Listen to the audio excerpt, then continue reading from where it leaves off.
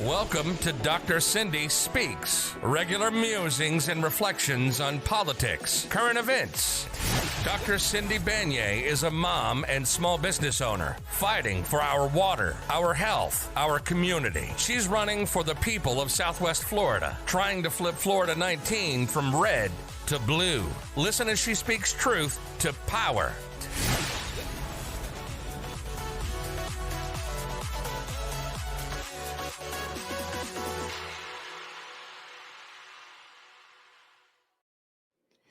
Hello, everybody. Thank you for joining me here for Dr. Cindy Speaks. I am your host, Dr. Cindy Banyai, and I am continuing my work for 2024, which is helping to elevate the voices of amazing candidates around Florida who are running for office to help basically save our democracy. So I am very happy to have a candidate that's very local to me, Cornelius Fowler. He is running for state House 77, right? Did I get that number right? I always get the numbers all mixed up.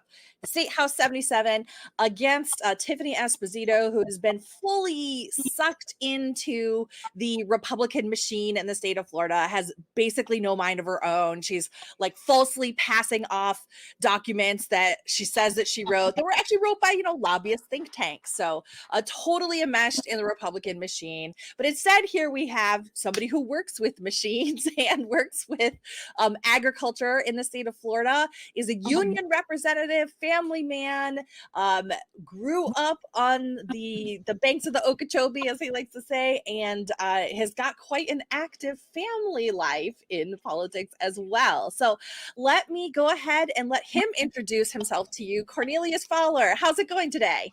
It's going good. It's going good. Glad to be here. Glad to be a representation of the people. That's my main thing, is putting people back at the table. I believe that our current leaders of the state in the Republican Party has no respect for the working class people. They do things with total disregards of the people that it's actually affecting. And I believe that's because, for years they've just been re-voted in, re-elected.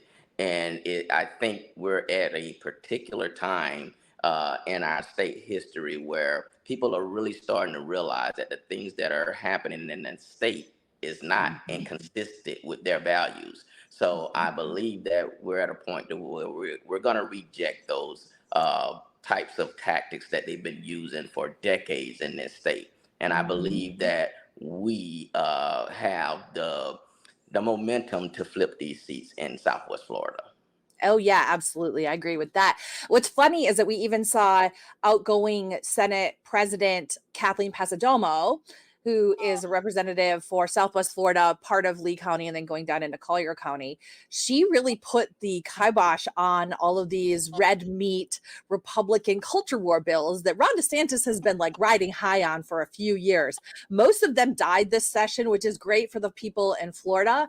But I think that we were even getting nationwide coverage. There was a story in the Washington Post this week about how people in the state of Florida are very tired of these culture wars, especially when we have real issues going on. Like we have skyrocketing housing prices, skyrocketing insurance prices, jobs that are squeezing our wages, and we have basically very little movement for middle class. We have a donut as an economy, as I like to say it, and not to mention the fact that we are based on tourism, which it relies heavily on our environment, but we've had Republican leadership who've destroyed the environment in favor of developers.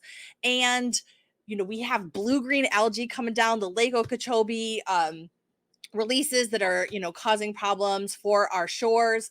And a lot of it just has to do with lackadaisical leadership and Tallahassee. So tell us a little bit about what you're going to do for people once you get to Tallahassee. Well, one of my main things is fighting for livable wages. That's one of the main issues that we are having here in the state because of the price of living here in the state of Florida. Under the control of this controlling party, prices have skyrocketed to a point to where it's no longer affordable here. But one way that we can combat that is by targeting industries that's going to bring higher paying jobs to our state. You know, we're all for tourism. It's a big part of our state, and we want to see that continue to grow. But we want to see jobs that people, you know, really can benefit off of, where people can be able to afford, you know, their rent and their mortgage and to pay their taxes. You know, I don't see it's not very many people that I know that's looking for a handout. They looking for a fair chance. And we, as state representatives, we have to give our citizens of the state that fair chance. You know, I really believe if you're not willing to put yourself on the line, then you're not qualified to be in that seat, because at that point you have been bought and you have sold the people, and it's time for us to make those changes. Absolutely. Yeah. You know, so affordable housing is a very important issue for me. Yeah. Yeah, let's talk a little bit about affordable housing, because we know that in our area, earlier last year, it was noted that the Cape Coral metro area, and that's, you know, the Cape Coral Fort Myers area, had been the most overpriced metro area in the country in terms of housing prices and rental prices, and this has absolutely squeezed out working class folks. And we have a unique situation here because of the Hurricane Ian. You know, we lost 12,000 residential housing facilities through that.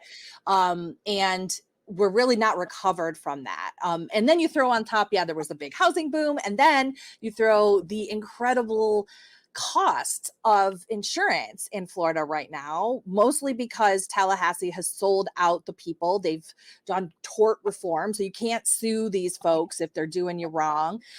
We had instances post Hurricane Ian where homeowners were only getting 20% of what the public adjusters had said the cost to repair their homes was going to be. And there's no recourse for us here. So tell us a little bit about your ideas to address this really thorny problem of affordable housing and insurance.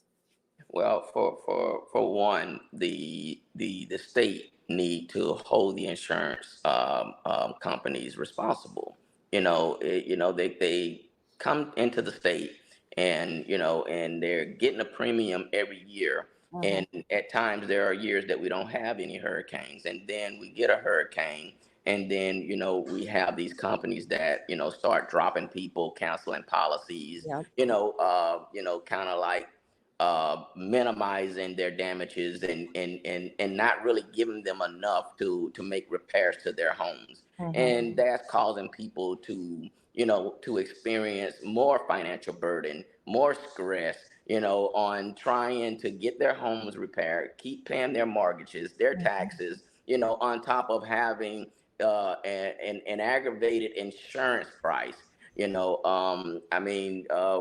have to pass legislative that's gonna, address those issues. And over the past few years, there have been at least 3 or 4 times that the governor called for special session and refused to even address the issues of insurance. Right. And that's really sad, because the vast, even areas that was not affected by the storm, they're being affected by the price of insurance. And insurance has doubled, in some places even tripled, the amount, post Ian and post COVID. That's another issue, that we in the state, or we particularly in Southwest Florida, we faced COVID for 2 or 3 years, and then we had Ian come through. So it was like a double whammy for a lot of households here, including my own. So there was a lot of different factors that came in and really aggravated already stressful situation here in Southwest Florida. I was just looking the other day, and it said that one of the statistics on the amount of money that you would have to make in order to afford a home here in Southwest Florida is between $100,000 and $189,000. That's how much you would have to make in order to be able to afford a home here. And I know that the majority of the people here in the county don't make that type of money. No. If I'm not mistaken, I believe I saw one study that says that Lee County is about about 15 or 16% that are right at that poverty level line, you know. So, I mean, you have a lot of people here that cannot afford to buy a home. And that's, you know, in addition to the cost of rent. Rent is over $2,000 a month, you know. Yep. So, I mean, that's a lot that is costing, you know, everyday Floridians just to keep the roof over their head. We're not even talking about all the other necessities that you need to survive. That's Right. only the roof over their head. So we need to start focusing on programs and bringing more federal funding within our state that will help relax some of the burdens that we have, you know, as a citizen in Southwest Florida and Florida as general. You Yeah. know, we have to start, you know, doing things to try and level this playing field off. We can't allow mega developers to come in Mm. and buy up land and now they're starting to make these giant rental properties where you actually Mhm. where you can rent a home instead of buying a home. So, you Right. know, that's, you know, at the same time, they're not addressing the affordable housing situation. So, and that's one of Right. the big problems. We don't have enough affordable housing. So it's causing, you know, the prices to skyrocket because we don't have enough of it. So even though we see a lot of development going on, it's not affordable. It's a lot of it is luxury housing. Yeah. Yeah. Well, I'd like to tell this story too because it's a, you know, we actually lived in the same neighborhood at one point, you and I, right? You know, it's outside of Fort Myers. It had been one of the early developments going out towards Lehigh and stuff. Beautiful homes, right? By the way. And I'm not sure if are you renting or buying in your community? I'm buying. You bought. So I was renting. Okay. Yeah. I had, you know, got caught up in the housing crisis, went through a divorce, you know, this is stuff that happens in life. Right. And then end up selling my house, trying to reduce my costs. And then I started renting and then they decided to sell. And then I got caught up in the super high rental issue. Right. So I Yeah. was actually ended up paying more to live in the neighborhood that you were living in. I was paying $2,400 a month in rent. Yeah. And that was more than the mortgage than the house that I had sold Hmm. 2 years ago. Yeah. And it was, you know, and I know that the property there they had jacked that rent up Yeah. more than doubled it from what the previous tenant had. And I actually couldn't stay in that neighborhood because you know, it was so cost heavy for me. Um, but yeah, I mean, if it, like, I don't know, I was trying to get to see if we could get like a reaction on your face when I told you I was paying $2,400 a month to I just mean, rent well, in well, that neighborhood. it's, you know, because, you know, it hits really close to home, you know, because, you know, even as a homeowner, we've had difficulties. You know, like I said earlier, when COVID came, you know, my wife was teaching at the time, and you know the schools closed down, and then that meant that she was out of work. You know, and then certain times of the year, you know, I don't work as many hours as I do in certain parts of the year. So therefore, it became a very, very, very strenuous situation, you know, for us. You know, and I mean, we still haven't recovered from all of that yet. We are still Yeah. struggling. You know, we are two faces that represents tens of thousands, hundreds of thousands of Yeah. people throughout the state that are really struggling just to make the ends meet. And I Right. think we as a nation has become, you know, used to struggling. And I don't think that is not a part of the American dream to have to struggle. That should not be considered the norm, you know, and that's where we are now. Oh, it's just normal. No, it's not normal. Right. You know, we live in a country to where, you know, we should be able to survive and thrive. You know, we're working every day to still have to go to the grocery store and literally have to choose meals to make it to the end of the week. We just can't Yep. go to the grocery store and get what we need. You know, yeah, I mean, for my household alone, you know, in order for me to pack my house with food, with all of the nutritious things that we need, it will go well over $2,000 a month just to Yep. be able to put Wow. food on the table. And that's insane that you have to spend so much money, you know, to do that. You know, and I think about, I don't make a whole lot of money, but I always think about the people that make less money, Right. and the stress and the strain that comes upon them in order to do the same thing. I know if I'm struggling, I can't even, it's hard to even imagine somebody else that's making less, what they have to go through. I mean, you Absolutely. can literally spend on rent in this area alone between $23,000 and $27,000 a year. Yep. I mean, for someone who's only making $30,000 a year, my How are you goodness, going to do that? how are Right. you gonna do it? The system is so outdated to the point Yep. to where it needs to be revamped to come to the standards of what we have today. Because our parents made more money than what we're making today when you consider the prices of everything. Our grandparents, Absolutely. Yeah. so if we were to take and redo the formula that actually show the poverty level, I believe you show a whole lot more people that is really struggling, that are really living with less, because that Absolutely. system is so outdated. Till I think now, what is it, like 21,000? It says that for 19, 20,000, that's considered Yeah. poverty. Well, it I also think that depends on how many people in your household, kids right, and stuff like right, that. But right. yeah. But I believe that number is probably should be closer to about Oh, yeah. 30,000 Well, and for it it's, to be considered that. yeah, and it's not always necessarily based on the local cost of goods and services, Right. like your housing costs and stuff like that.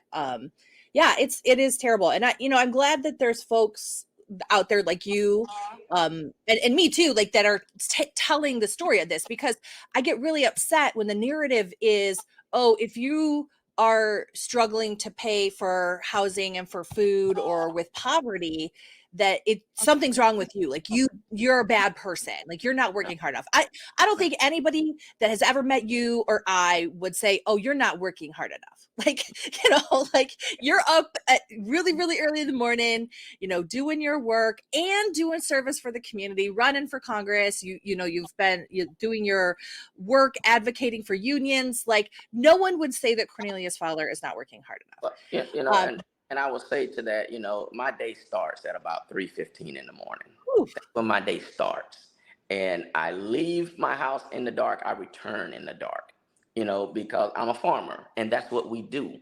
It's not a farmer out there that will tell you that, I start my day at 9 and end at 5. No, otherwise we wouldn't get the food to the market if we did Right. that.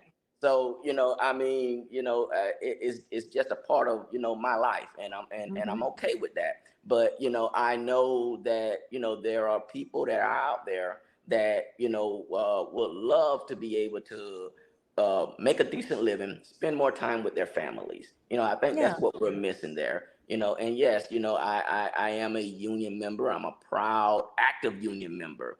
I'm the vice president of our local lodge. I'm vice president of our machinist state council. I'm a trustee for our district lodge machinist union, 166. I'm a trustee for the Palm Beach Treasure Coast AFL-CIO CLC. So I have my hand in on everything where it's dealing with a service to the people. Yeah. And that's very important to me. It is to, help as many people as I can, and to do what's right for the people. That's a part of my platform, is to have the people included in what's going on. As you see, the party that's in control now, they pass all of these bills that's really totally disrespectful to the people. I was up there a few weeks ago sitting in some committees, and we had well over 100 people, stand in opposition, and they look you dead in the eye and pass that bill right on down the road. Pass it right on down the road with no regards to the people that is actually hurting. They're only interested in their self-interest, and that's not right. Yeah. It should never be about you, but all about us, as a people. So we need people in in our political leadership that's willing to work with the people, not just special interests. And I'm a true believer that there needs to be balance between the working Yeah. class people and cooperation, because the cooperation need the people need the cooperations. So Yeah. there needs to be a balance. But right now, with certain things that they're passing, is giving all of the benefit and the power to corporations. So we need to be able to have a voice. Like one of the bills, SB 256, that was passed last year, the union busting bill. Mhm. That what that was attack on all unions across the state by strangling the voices of the people. That's exactly what it did. It was nothing more than to strangle the voices of the people. When union votes, we win. So therefore, by attacking the unions and taking that union membership number down, it affects the entire body. Yep. So that was one of the things that they did on last year. I mean, also the immigration bill. Yep. They passed. That was to me, that was a very sad bill to pass. Attacking people that's coming to our state to work. Everybody, and we know that there's an issue at the border that needs attention. But the vast majority of the people that are coming over, they're putting their life on the line just to have a fraction of what we have, or what we Mhm. have, to get that American experience. And I mean, that's something that we all want to experience. I mean, Yeah. we're only the greatest nation in the world. Why not? Why wouldn't anybody want to come here? Absolutely. I mean, I'm all for it, but I just think that we need to, do things that help people, not hurt people. You Right. know, so I And mean, the that's just, immigration bill was like, that was just red meat. That was Ron DeSantis trying oh to yeah, do something for his presidential campaign. oh And yeah, it ended up not only just hurting, households that have migrant family members and stuff, which in a lot of the cases, mixed households, right? Mixed documentation households. But it yeah. really did hurt many industries across the state of Florida that employed folks. And so what did they do this session instead?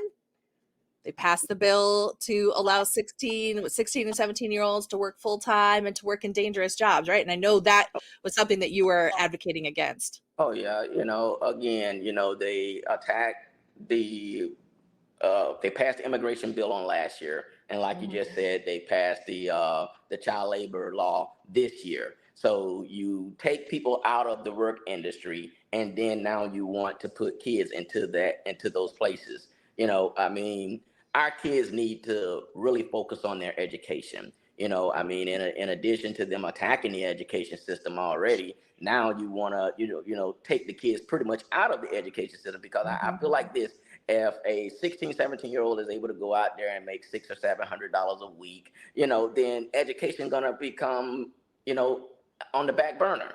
You're not gonna be interested in it. And Yeah. then on top of that, is the law actually allowed them to work way past hours that they would Right. work under the current law that allows teens and kids to work.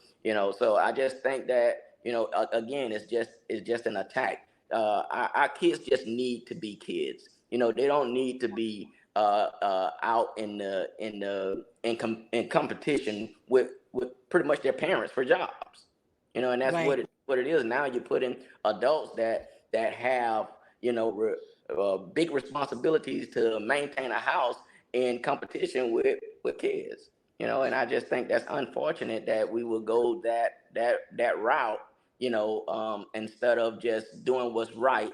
You know, um, Getting together a good immigration policy that allow people to come into our countries legally, and to be able to make a living. I come from a rural community, and out around Lake Okeechobee, Western Palm Beach County.